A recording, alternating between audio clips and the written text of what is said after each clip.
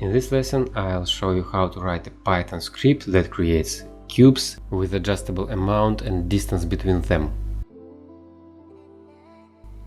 At first, we have to import Maya commands. This means that in the further script we can get access to Maya commands by using this prefix cmds. And let's create a cube. In the script editor we see Maya command that just created the cube. There are several flags and each flag responsible for some options, such like size, size of edges, amount of subdivisions.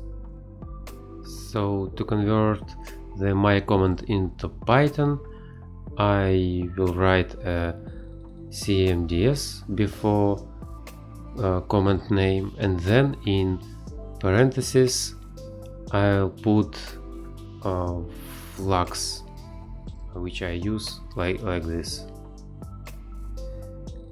The first flag is name. I name it my cube,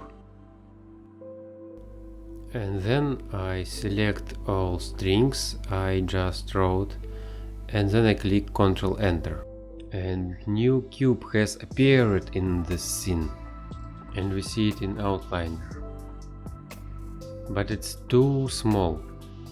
When I click default button creation from the shelf, the cube is much bigger. It's because our script creates the new cube with 0.01 sizes. It's very small.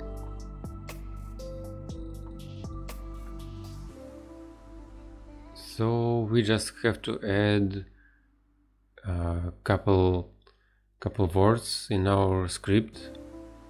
We determine width, height and depth with equal to 1. 1 means 1 unit, and you can set up what unit means in your particular scene. It could be meters, centimeters, millimeters, and in my example I use meters. And then I create a variable to determine amount of cubes. I write it before polycube line, and just for example I equal it to 20.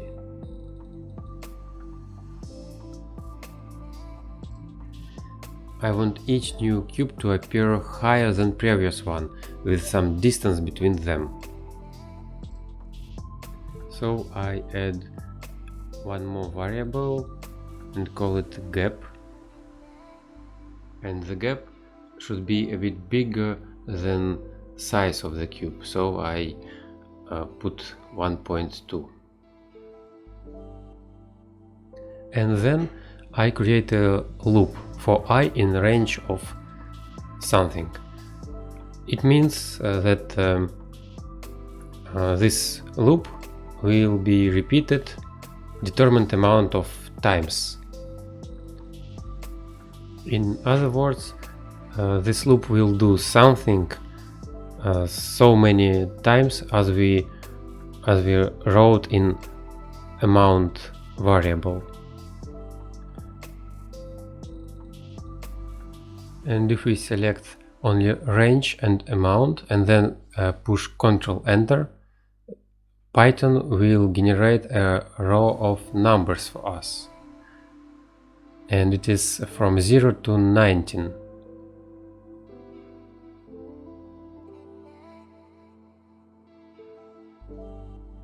And if we launch the whole script, we see 20 same cubes appeared in the same location.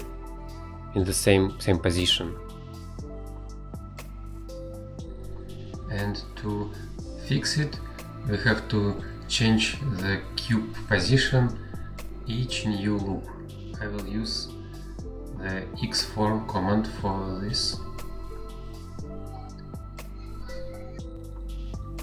So the xform command will change the position for each new cube.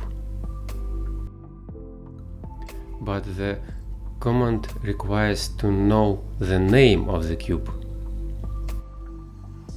And to get the name, I will save results of the command to the new variable cube. And now if we launch the command and then launch the cube variable, we see that the cube variable equals list with two names, myCube and polycube. It's because polycube command return us name of shape node and name of transform node. But we need the name of transform node only. We need a myCube, not polycube. And to get this, I will add a 0 in square brackets in the end of the polycube command. It allows us to have only a name of new created cube in the cube variable. And now you can address xform command to each new appeared cube by using the cube variable. And if you select and right click on the name of the command, you can get access to the quick help with a list of flags, and it could be very useful sometimes. And now I choose a world space flag, which means that I will change position of my position for the cube in the world space. And further flag T means translation, so it means position for each new cube. And then I want to change y-axis position, and I create one more variable for position and equal it to 0. First one, this position will be used only for first loop, and then since second loop this position will be changed because I will add a gap.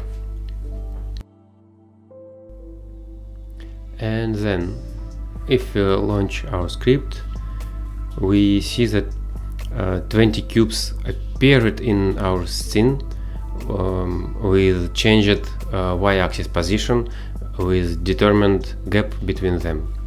So if we change, for example, amount of cubes and we change a gap and delete previous cubes, we can get another result. So we see 50 cubes with a big gap between them. So this is an example how tools could work procedurally.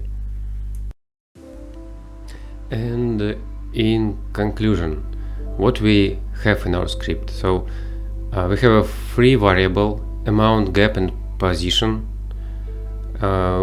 where we can determine amount of cubes, distance between them and initial position. Then we have a loop with amount of loops depends on amount variable. And we have first we have a command which creating cubes like polycube. We save results in cube variable. And then we have command xform. We use this cube variable to get access to results of previous command. We use flags world space and translation to set up and determine what we exactly want from xform command. So in the last string we just make a summation current position and gap variable to get new position variable for next new loop.